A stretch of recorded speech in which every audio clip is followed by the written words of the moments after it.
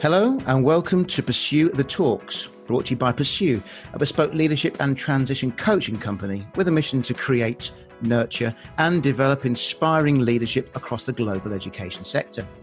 My name is Nicholas Mackay, Associate Professor, Certified Professional Coach and Director of Pursue, and I'll be your host in the second series of conversations, bringing you cutting-edge stories from across the global education sector, delving into the minds of recognised education and industry experts to find out about the challenges and the main issues they are facing and to explore what education could look like moving forward. In today's conversation, I am delighted to welcome Professor Damian Hughes. Damian is an international speaker and best-selling author who combines his practical and academic background within sport, organisational development and change psychology. He is the author of 8 best-selling business books, including Liquid Thinking, Liquid Leadership, How to Change Absolutely Everything, How to Think Like Sir Alex Ferguson, The 5 Steps to a Winning Mindset, The Barcelona Way, Unlocking the DNA of a Winning Culture. He has also been nominated for the 2007 William Hill Sportsbook of the Year Award for Peerless, his biography of boxing great Sugar Ray Robinson. In 2013, his latest biography, Marvellous Marvin Hagler, the UK's best-selling sports biography. He was appointed as a Professor of Organisational Psychology and Change from Manchester Metropolitan University in the UK in September 2010. He is the co-host of the High Performance Podcast, an acclaimed series of interviews with elite performers from business, sport and the arts, exploring the psychology behind sustained high performance. He is currently serving as a member of the coaching team for Scotland Rugby Union. His exciting approach has been praised by Sir Richard Branson, Muhammad Ali, Tiger Woods, Jonny Wilkinson and Sir Alex Ferguson. Damian, thank you so much for joining me today. Thank you for inviting me, Nicholas. I'm really delighted to be on here and so thank you. I'm excited for our conversation. That's quite a stellar lineup there, isn't it, Damian? You know, you've got people, what's it like, Sir Richard Branson, Muhammad Ali, Tiger Woods, Jonny Wilkinson, Sir Alex Ferguson. I mean, what exactly do you know? How did you get into all this kind of sports books and leadership and organisational change?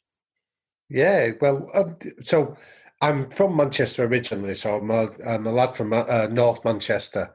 And I suppose my background's a little bit eclectic in that I grew up as the son of a boxing coach, so my playground was a boxing gym in the north of the city. Now, like a lot of those boxing gyms, they're often based in inner city areas that sometimes are a little bit deprived, and that was certainly the case of where I grew up. It was categorised, I think, in the early 2000s as being Europe's third poorest district, and that'll give you an idea of a lot of the social issues. Yeah. But long before I was ever born, my dad had set up this boxing club, and it was almost as a sanctuary for local people to be able to come in, and almost where they could just almost take sanctuary from the difficulties of life and the community.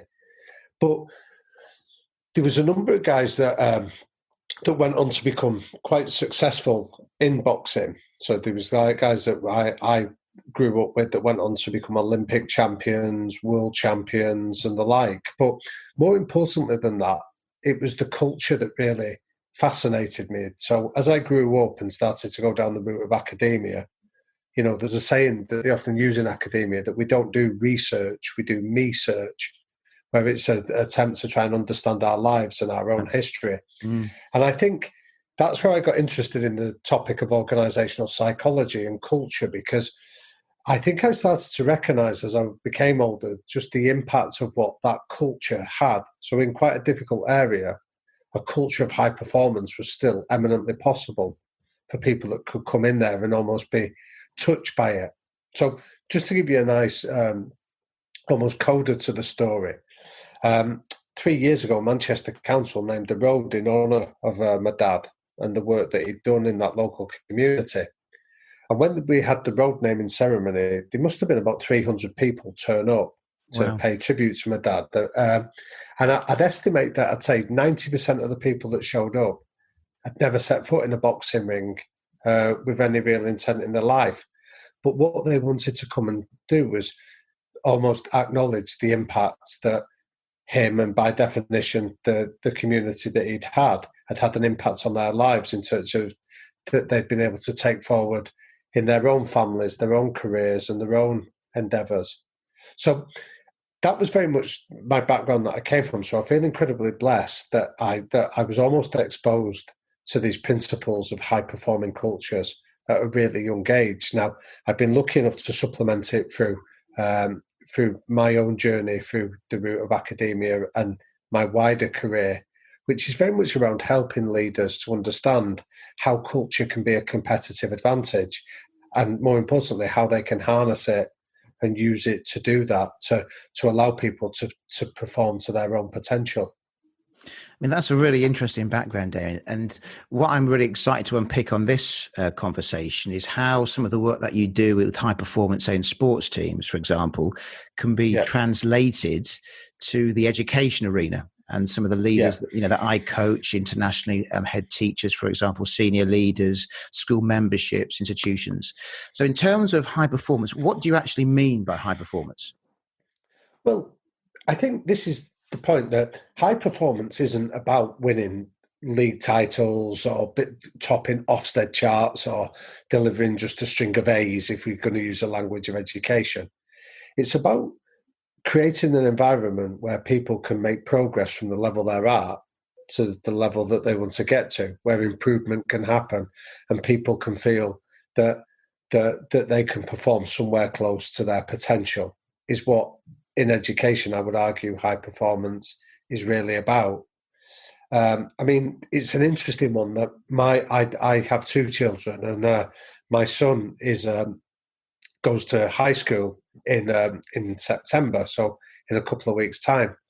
And this has been something that, as a parent, rather than as somebody that's immersed in academia, has found it really interesting. That I felt a little bit disenchanted, if you will. That I would say that out of the 5 schools that we went to look for my son, 4 of them, just the leaders of those schools just kept telling us about their exam results and how impressive performance was in terms of GCSE and A levels.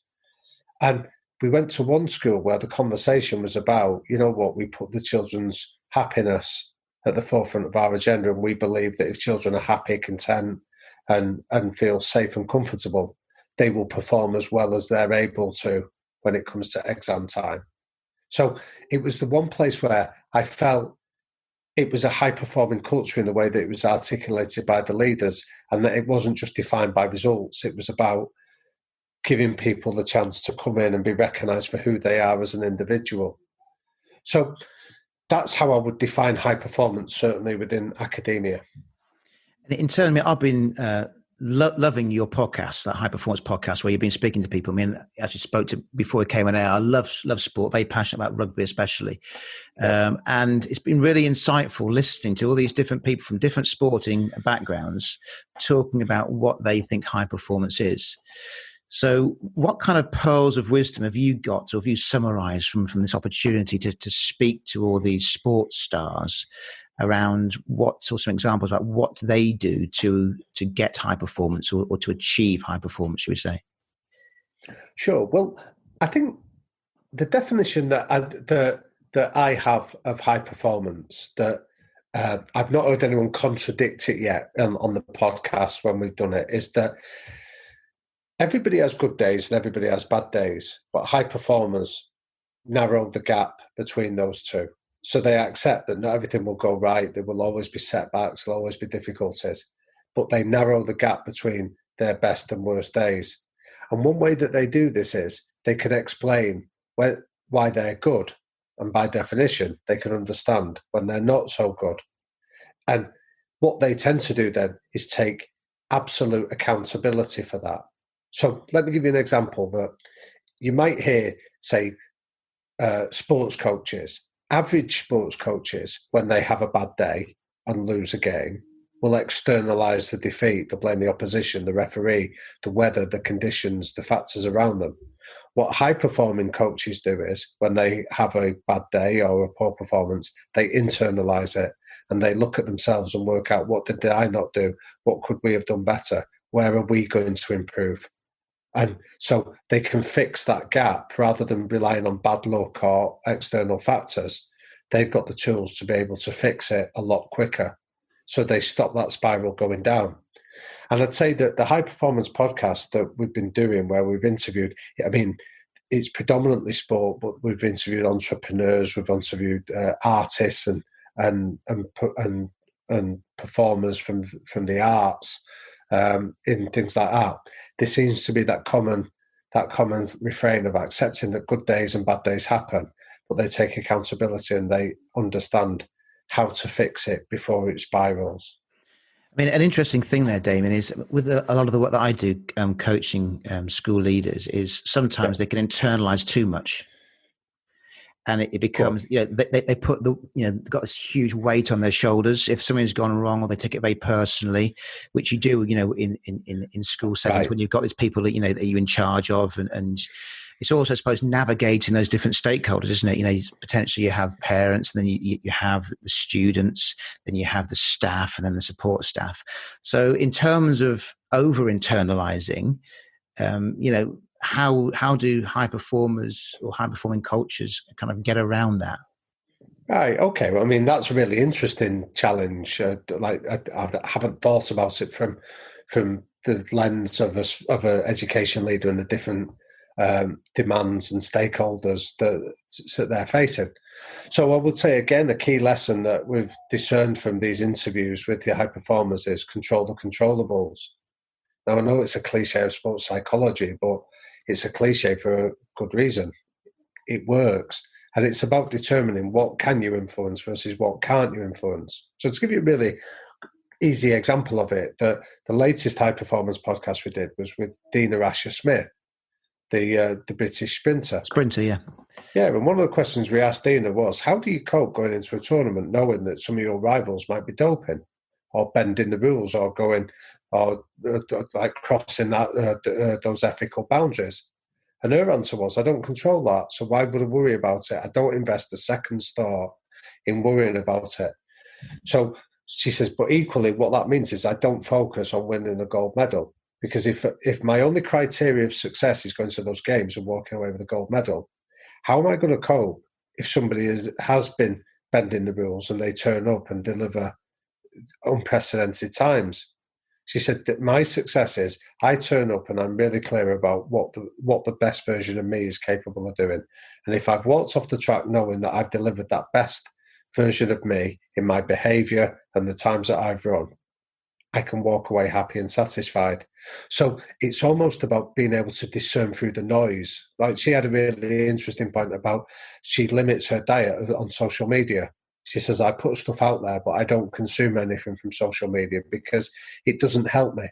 There are people that don't understand the journey I'm on and what I'm trying to do, so I just don't read it. She spoke about how she can often come away from social media feeling inadequate or feeling bad about herself. So she said, so why would I do that to myself? So I control where I take my news sources from.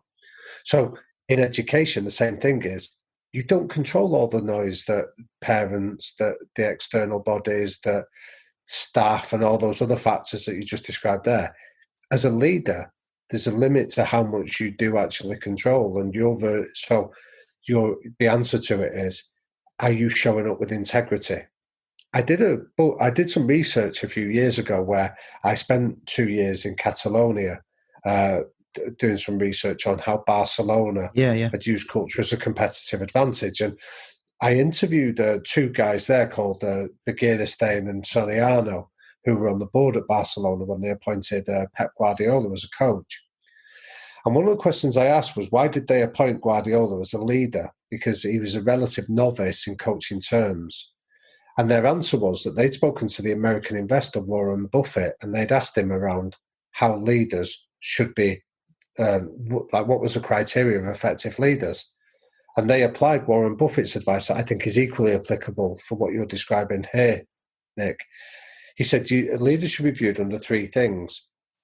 First thing is, do they have the knowledge? So can they speak with credibility about their industry? The second thing is, do they have the energy? So do they present the energy to the rest of the organisation that you're going on a journey? But the third and most critical factor is integrity. Do you role model the behaviours that you're asking everyone else to do? basically, do your words and behaviours align? Because what we know is nobody follows a hypocrite. So there's no point in you telling me one thing and then demonstrating a different behaviour. So Warren Buffett's advice was, you might have energy and credibility, but if you don't have integrity, you should be nowhere near a leadership position in an organisation, which was why they went down the route of Guardiola. But I like posing those three lenses to leaders because they are, especially the integrity piece, that's all controllable stuff. You can only role model the bit. You can tell people what you stand for and then go out there and role model it. And that's the only bit you do have any real influence over anyway. And I suppose this links into, your own performance and that self-awareness, as you said, Damien. It also maybe bleeds into that culture, doesn't it? If you're modeling, if you have that integrity, then, you're setting the standards, shall we say, in the way that things are done around here in an organization. So what are do you think some of the differences between actually leading yourself and leading an organization or developing a culture? Well, that's a really good question. I think the first thing around culture is we need to understand that culture is quite an abstract term. It doesn't mean a great deal. So I think a more helpful question is what type of culture. And what we know is that in schools as well as businesses, there are 5 types of culture. So to give you a very quick summary of it, you can have a star culture, which is where in education you just go out to get the best teachers, you give them the best facilities, and you throw as much money at it as you can.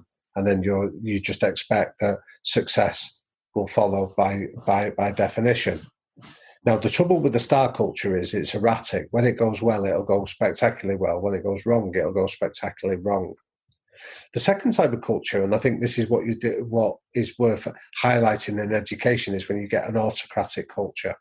And an autocratic culture is where you might have a charismatic head teacher or a senior leadership team, and it's almost like my way or the highway, and they set the tone. Now, the trouble is what happens if they go rogue or when they leave. The vacuum left by their absence becomes significant. Yeah. The third type of culture, and again, this might be relevant for education, is where you get a bureaucratic culture. And this is where middle managers run the show and everything is done by a policy, procedure, rules, regulations. Decision is made by committee and consensus. And the trouble with these cultures is things happen slowly and are not particularly agile. The fourth type of culture you get is an engineering culture, and this is a culture where you just prize technical expertise above anything else. So as long as you know your topic, we're not bothered about how you go about achieving it. But the fifth type of culture, and when we talk about high-performing cultures, it's this fifth type of culture we're effectively describing, is a commitment culture. And a commitment culture achieves 2 things. You have a really clear sense of purpose, why are we here? And you have a really clear set of behaviours of this is how you're expected to conduct yourself when you're here. Now, for a leader, to go back to your question, a leader of a commitment culture needs to role model the behaviours that you're asking everybody else in the organisation to do. There's no point making demands of everybody else and not adhering to them yourself, because to go back to that phrase I used a few minutes ago, people don't follow hypocrites. And very quickly we assess that you're not demonstrating what you're asking us to do. So for leaders then, if it comes into that controllable factor, then it's about how do you almost symbolize your moments where you're demonstrating this. I read recently a book by a guy called Alan Doucheberg that spoke about Ray Kroc, the founder of McDonald's. Okay. And Ray Kroc, one of his trademark behaviours when McDonald's first started was this idea that you pay attention to cleanliness and hygiene and the small things. And when he would go and visit a store, this is despite him being a multi-billionaire at this stage, people would see him cleaning out the mop bucket in the back, or he'd be wiping down surfaces when he came in. Now, it's not that, but if you saw the guy that founded the whole company paying attention to those small things like that, you're likely to tell somebody else, and the story and the symbolism of seeing Ray Kroc demonstrate that attention to detail suddenly becomes part of the culture, of the cultural stories that are passed on about this is the way we do things.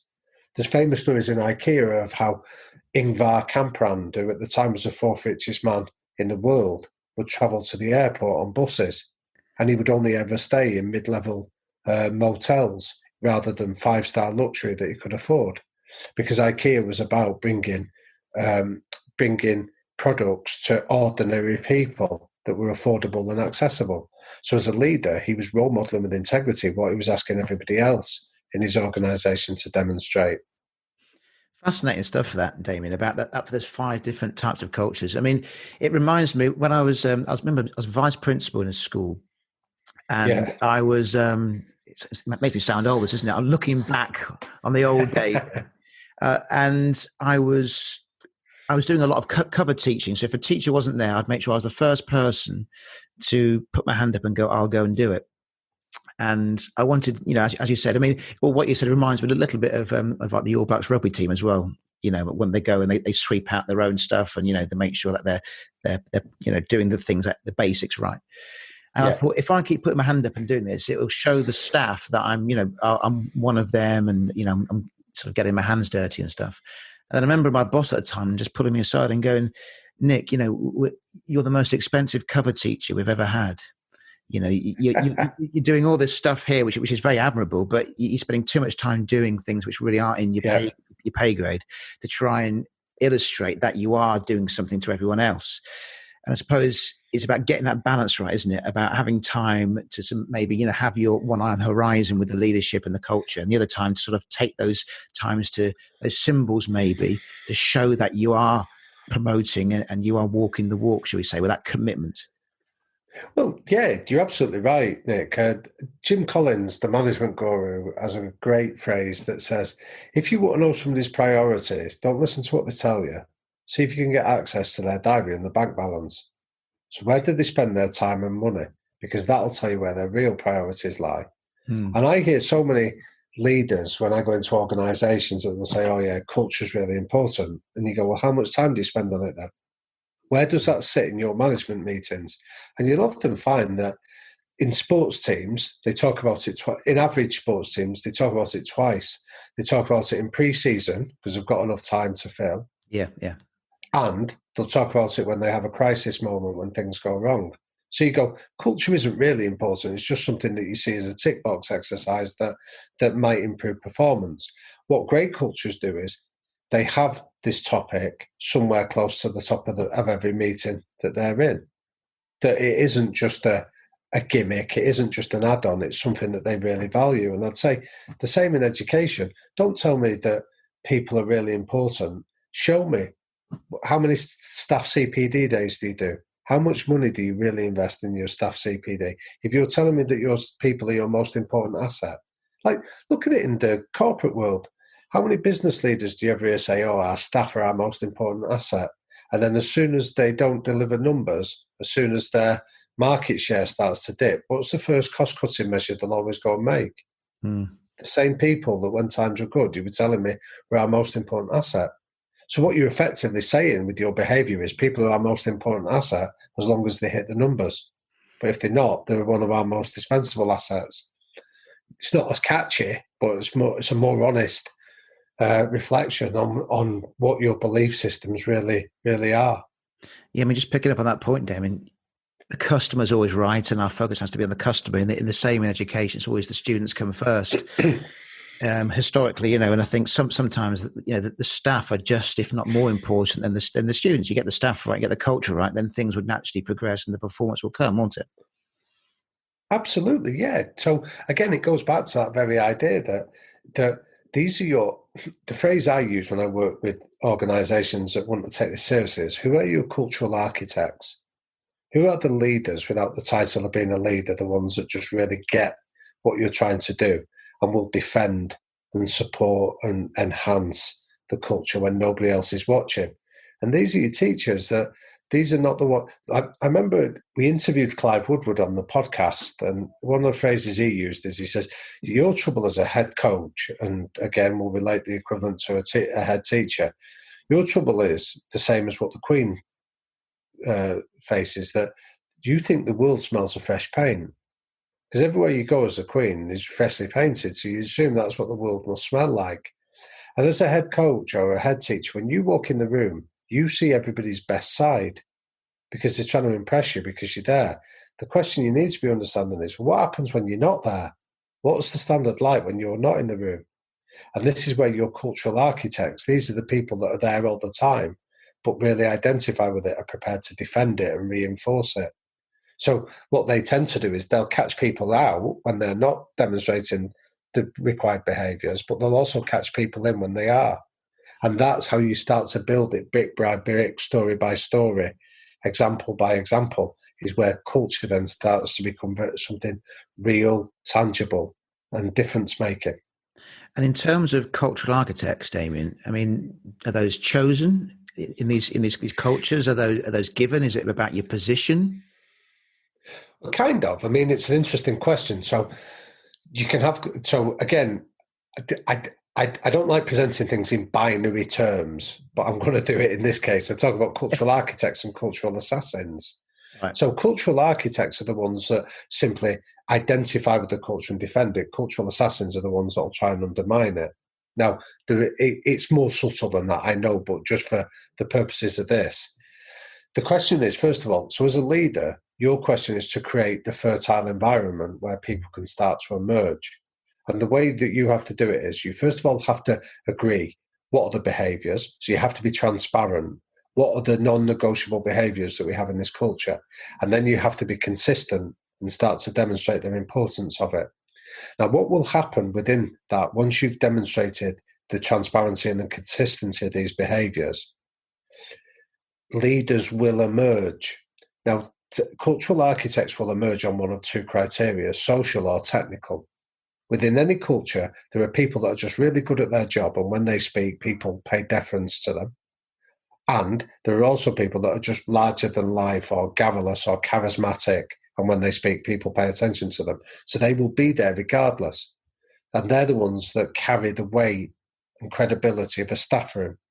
So your job is to then make sure that these leaders understand the behaviours, buy into them, and then role model them. So then when they take it seriously, other people will come with them because they want to listen to them, and they've got the respect that they will speak,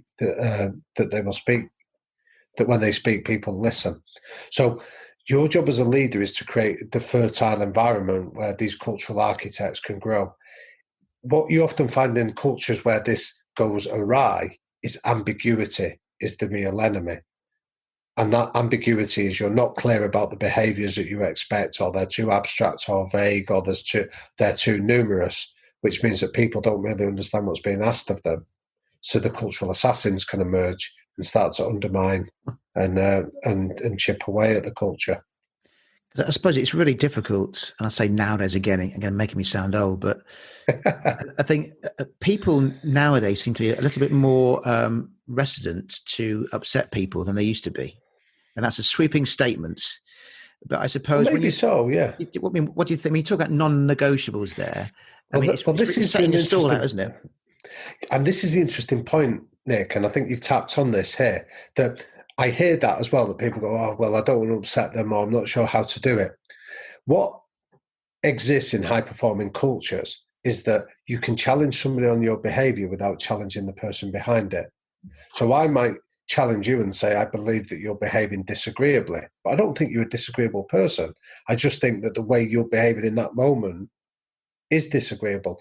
And if we've got a trademark behaviour that says we behave with respect and empathy, and I don't see you doing that, I can challenge your behaviour without saying that you're a disrespectful person. And it's making that distinction. I'm not asking you to change the person you are. I'm asking you to change your behaviour. So that's controllable. Do you see what I mean? I do. So what, again, if you can remove the ambiguity and tell people these are non-negotiable, this is what you're signing up for, you can then create a culture where people start calling each other out and calling each other in without resulting in personality clashes. Because I'm not criticising your personality. I'm just saying in that moment, I don't think you're as enthusiastic or passionate as you could have been. But then when I see you behaving passionately or enthusiastically, I'm happy then to acknowledge it. So the other saying, I've been working with the Scotland rugby team, and some of the guys there have played at Saracens, and I know you're a big rugby fan. But Saracens, I think, whatever their travails have been off the field, I think that the power of their culture is evident. And they have a saying there that you challenge, that you can challenge for attitudinal behaviours, but you can't challenge people for skill mistakes. So if somebody drops a ball, that's a skill mistake. That's just an accident. But if somebody doesn't run back to defend that next challenge, I can challenge you for that because you could have run back. Dropping the ball was an accident, but the ability to not commit yourself and run back is a choice that you've made. So they have this idea that you challenge for behaviour, not the personality or the technical elements. Yeah, I like that because it really draws a line with the differences, isn't it? I mean, Steve Radcliffe in this book talks about this robust dialogue, and the amount of times when I'm coaching leaders, they talk about difficult conversations, how to navigate difficult conversations. It comes up a lot. The coaching around that. If I say this, what would happen? If I say this, how am I coming across? What could be the impact of this? And I think what you're saying is about that ambiguity is really interesting, Damien. It's about, what are your non-negotiables? So I suppose a question, if you're a new leader coming into an organization, how do you go about establishing those non-negotiables? Well, again, so if you're a new leader coming in, I think the danger is that you can come in and just lay the law down, but then you've got an autocratic culture, if we go back to that model. So what I encourage any leader to do is don't come in and start copying what you've seen others do or come in and start laying down a blueprint. Come in with the idea of understanding what's already going well in this culture. So there's an exercise I use with any leader. I call it Success Leaves Clues that says, when you're good, why are you good? So give me pockets of best practice, whether this is tell me the best year, tell me the best subject, tell me the best relationships that you have. Find success wherever it happens. And rather than just go, oh, that's because of that teacher, or that's because we had a good year group or a good cohort. Don't dismiss it as something external. Go and do a proper analysis of why that success occurred. And what you'll find when you start to analyse it is, one, everybody's got an opinion on it, so you won't be short of encouraging responses to it. But secondly, you're starting to find evidence.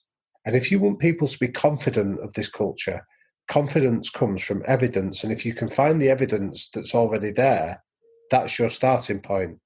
So you're not trying to come and lay down a blueprint that doesn't exist, or you're trying to build in a vacuum. You're already building on the foundation stones that exist there already. And it becomes difficult for people then to argue. So you go, well, that English department there have been delivering phenomenal results, and it's based on these consistently present behaviours that we've seen. So if it's possible there, how do we take that and manifest it elsewhere? So you mentioned earlier the example of the New Zealand All Blacks. I see this a lot in sport where people will go and they'll go, oh, we're going to sweep the dressing room because we've read that the New Zealand All Blacks do it. And I go, that's just a gimmick. You're copying. I say, I understand why the New Zealand All Blacks sweep their dressing room, but you haven't articulated why you're doing it other than you've heard of somebody else doing it. If you can link it to the behaviour of New Zealand do it because it's about humility and respect for your environment, and that's the same behaviour you want to do, go ahead and do it.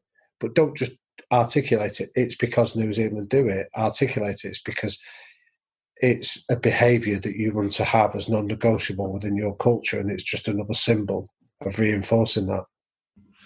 And I'm going to ask you a question here, Dan, which you probably, it's a very difficult one to answer. It's not a hard and fast rule, but if you have a new leader coming into an organisation, how long do you think it takes to change a culture? Oh, well, that is a good question. The answer is there is no answer to it. So there's no definitive timescale to it. But I think what I would encourage any leader to come in and do is to conduct. What we know is there are stages to it. Rather than timescales, we know there are stages to changing a culture. And that's probably an easier lens to view it through. Right. Because at any stage, you can so if you know what the map looks like, you can navigate where you are on the map rather than worry about it's been 2 years. You can say, no, we're at stage 3. So the 5 stages in which culture change happens is, the first stage is you get the dream stage. So this is the bit where you bring a new leader in, they have their first meeting, they get everyone excited, they tell everyone what an amazing new world this is going to look like, and you get everyone fired up. The second stage is you go to the leap stage. So you say, right, we want you doing something different this year than what you did last year. So you ask everybody to adopt some of these new principles. The third stage you meet is the fight stage. And this is where everything starts to go wrong. This is where change doesn't happen quickly enough. People become disillusioned. You get dissent setting in. Results aren't coming in like people expected. And this is where morale starts to dip. Now, what you find in most sports teams is this is the moment where they sack the head coach. Yeah. So they sack the leader at this stage, and they bring somebody in then to bring you back to stage one. And there's some teams, I'm sure we can all name them, that have spent decades just existing in those three-stage pattern. They get excited, they do something different, it goes wrong. So they get excited, do something different, and go wrong. You have to anticipate you're going to hit this messy middle bit of change. And if you can navigate your way through that, you get to the progress stage where things do start to become evident, and then you'll get to the arrival stage where success happens, and you have to regenerate and start again there. So those 5 stages are common to all cultural change patterns. So if you were a new leader coming in, there's 2 tips I'd give you to maybe consider. The first tip is conduct pre-mortems. And what I mean by a pre-mortem is go and speak to the people that have made the decision of your appointment and do a brainstorm of all the things that could now go wrong and all the things that could kill your objectives of coming in there. And the reason you do that is a pre-mortem is a phrase by a psychologist called Gary Klein that talks about this. And what he says is you improve people's resilience by up to 30% by talking before you go on the journey of all the things that could go wrong. So he's done research, say, for example, with call centre staff, where call centre staff that might be dealing with quite angry or emotive situations. The turnover in most traditional call centres is huge, where people come in, experience it and leave. What he's found is the best call centres, actually, before you accept the job, they give you exposure to some of these emotive situations you're likely to face. You might do test calls with people that are abusing you or being horrible to you. And then saying to people, now that you've experienced what you're likely to have in the job, do you want it? And what he's found is the retention in those call centres is so much higher because people knew what they were signing up to before they went into them. So yeah, that's really interesting. That.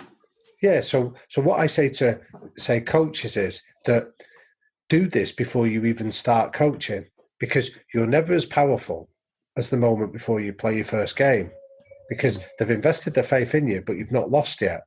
So if you can sort of like dampen down enthusiasm and say, we're going to experience problems, how are we going to handle this? You give yourself a fighting chance of when you hit that third stage of the messy middle, you can get through it a lot quicker than others that maybe don't, that just get you to buy into that everything's going to be sunshine and flowers along the way. I suppose a key question there would be, how long do you give someone in the messy middle? Well, the answer is that will depend on the factors, and the factors is, are they moving in the right direction? So again, go back to that Dean Asher Smith thing. If you're only focused on the gold medal, and somebody else is cheating, whereas if you're focused on the process, are they doing the right thing day after day after day? The answer is that you'll give them as long as it takes. So you mentioned in the introduction, I did a book on Alex Ferguson and looking at his old leadership style. Yeah. And some of the people I interviewed there were about, well, why did it took 5 years before he recorded his first success. Yeah. And when I interviewed some of the board members in terms of why did you invest such faith in him, their answer was because he was doing the right thing in the shadows. And we knew that even if we sacked him and brought somebody else in, they would have to invest their time in the same areas that he was doing it. So he was fixing something culturally that we knew he was doing the right thing, even though we didn't have the outcome of the goal of winning titles at that stage to give us some kind of ballast against what we're experiencing. Yeah, it's really interesting. I suppose that's about having ownership of people maybe above the manager to have the interest and to actually do the same things culturally, look down, see how things are going, taking interest, getting feedback from different areas to actually inform their decisions rather than making a knee-jerk reaction. Exactly. So I imagine that if you're sort of like on a board of governors and you only assess your school's performance based on how many A's you get, but you're not bothered about the uh, the mental fatigue of your teachers, or you're not bothered that kids might be suffering all kinds of sort of mental health issues because they're being driven that hard. Well, the question is, have you got a successful school? So I heard a guy recently talking about this, where he was challenging teaching staff in the sports sector to say, if your only criteria is how many games your teams win in a year, you failed. The criteria that as a teacher of sport you should have is how many kids come back? What's your retention of the kids that are not necessarily the best sports people, but they enjoy your lessons enough to want to come back and they value keeping fit, healthy, and active? That's what we should be assessing our criteria on. But if you're only measuring it on how many trophies your team win, you fail to recognise that there's all kinds of collateral damage and factors that you're missing within your culture. And I suppose that's some of the issues in some education systems around the world about the inspection processes are really focused on just certain areas of performance, like the amount of A grades or like the amount of people going through certain things. So, well, I'll give you an example, Nick. That we interviewed this an entrepreneur on the podcast called Stephen Bartlett, and he's a social media entrepreneur. And just reading his background, I was inclined to ask him a question that I'd heard asked by Howard Gardner, the American educational psychologist. Yeah. Where I asked Stephen, our opening question on the podcast was not how clever are you, but how are you clever? Because Gardner's multiple intelligences theory says that we're all intelligent, we've just got different ways of expressing it. And in this guy's case, this was a lad that had been kicked out of school at 16. He'd faked exam results to get to university and left after a day and set up his business that's currently worth about £55 million. Yeah. And he's only in his mid-20s now. And his question was, formal education failed me. That teachers, because I couldn't pass my maths and English exam, they assumed I was stupid, when the reality was I was intelligent, just in different ways than they were assessing me. So he felt disillusioned by his experience in education because he felt that it was about measuring how he performed on an exam rather than look at how he was socially gifted, how he could make friends, how he could connect ideas. They're all stuff that are manifested from that. One of the other examples of education we interviewed was a lady called Dame Evelyn Glennie. Now, she was a talented musician, and at the age of 8, she started to lose her hearing. And by the age of 12, she was profoundly deaf. And she said what saved her was she had a school in the north of Scotland, further north than Aberdeen, that believed that every child had their own story to tell. And it was the job of the school to find a way of expressing it. And she said her music teacher sat her down and explained to her that you don't need to be able to hear to play music. The distinction was, he said, you need to be able to listen. And she taught herself to play in her bare feet. So she's a percussionist and she plays by the vibrations in the floor under her feet. She's the world's leading percussionist now, when she spoke about that seminal moment of you don't need to hear, you just need to be able to listen, as the springboard for her to go and achieve. Now, that's not traditional education. You wouldn't find that on a testing metric. This is just somebody that, in the examples of Evelyn in particular, are teachers that come at this from the point of view that every child is intelligent. They just have different ways of expressing it, and it's our job to help them find that. That's a lovely way of putting it. I used to be a music teacher back in the day, Damian, and it's the amount of students that we used to come and see me. So I used to work in Queensbury, Near Bradford, and it was a school in special measures at the time, and the kids loved coming to music lessons, doing recording, all sorts of things. They're really difficult in other classes. The same with sports and these kind of things. And I'm a massive advocate for having opportunities, because everyone's got their strengths in something. So that's a really nice way of putting it. One last thing that I'd like to put forward to you, really.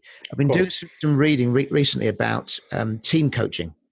And Yeah. Professor Peter Hawkins talks about this need to move beyond high-performing teams, which is quite based around efficiency, and look at high-value creating teams. So it's rooted in more systemic ways of seeing the world built on, say, collaboration and co-adaptability. Brilliant.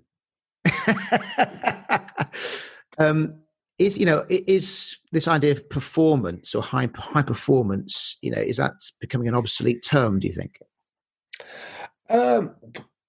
Again, I think it bears out to clarify what you mean by it. And I think, so when you asked me the definition of it earlier, it wasn't about winning titles or winning trophies or being number one in a list. It was about being really clear about creating an environment where people can perform to their own potential and come and feel psychologically safe to do so, and to thrive within it. So I don't see that definition is contradictory to this high value definition that you described there. Sure. Yeah, it's a really, really good way of putting it. Again, it's about definitions, language. I've spoken to a lot of people on the podcast about how powerful language is within teams and with leadership. And again, going back to some of the things you were saying about how you're modeling and how you're actually operating day to day. Yeah, very much. Yeah. So I'd say that I can see, if we only measure high performance by who wins and things like that certainly narrows the definition of it. But if we say, a high-performing culture can be, how many people do we retain? Yeah, there's a really good example I often ask people when they're doing employee engagement surveys. I read this many years ago that Gallup introduced it, and they found that you can ask all the questions you like about an environment for people to work in. The killer question towards the end is, would you let your child come and work in this same environment? And if your answer to that question is no, invalidate the rest of what they've told you. Because if it's not good enough for your child to come here, why would it be good enough for anyone else to do it? And I think when we can come up with questions like this, that again, remove the ambiguity of our language and say, this isn't just about delivering numbers, stats, facts, and figures. This is about creating an environment where people feel free to express themselves safely and to perform at their own potential, their own best version of them. That's where high performance resides. Damian, it's been fascinating speaking to you. I've learned so much, and I know our listeners will as well. If anyone wants to look at some of your work or to contact you, what's the best ways of doing so? Yeah, of course. Well, listen, anyone that's been good enough to listen as far as this stage of the conversation, if I can help it or can get in touch, people are welcome to get in touch. So I've got a website called Liquid Thinker. There's a contact page on there. If you go to there and send me the email, I have somebody that receives it, but it will get passed on to me and I will respond. So yeah, if anyone wants to do that, the website liquidthinker.com is the way to reach me. Fantastic. And the High Performance podcast is out. It's a second series, is it, Damian? Yeah, we're on the second series. So again, if people look for Jake Humphrey's High Performance podcast, Jake's my co-host, and we're on the second series now. So we've had a fascinating, eclectic mix of guests. We've had Ole Solskjaer, the Manchester United manager. Mentioned Dina Asher-Smith, the Olympic sprinter. We had a phenomenal guy called Marcellino Sambe, who's the principal lead dancer for the Royal Ballet. Okay. We've got a range of people that have been incredibly generous with their time, insights, and lessons that they've learned. So if anyone wants to listen to that, there's about 16 episodes already out there. That's fantastic. Okay. Thank you so much again, Damian. Very much appreciate it. Thanks for your time. My pleasure, Nick. Thanks for inviting me on. If you're interested in working with Pursue through our coaching and leadership development packages, or would like to connect to discuss any of the topics on the show, please send me an email at hello@pursue.com or visit our website, pursue.com. You can also follow me on LinkedIn and Twitter at Nicholas Mackay or Pursue. If you enjoy the show, please also leave a rating and spread the word. We are proud to be developing a truly global audience. Take care and look forward to speaking to you again soon.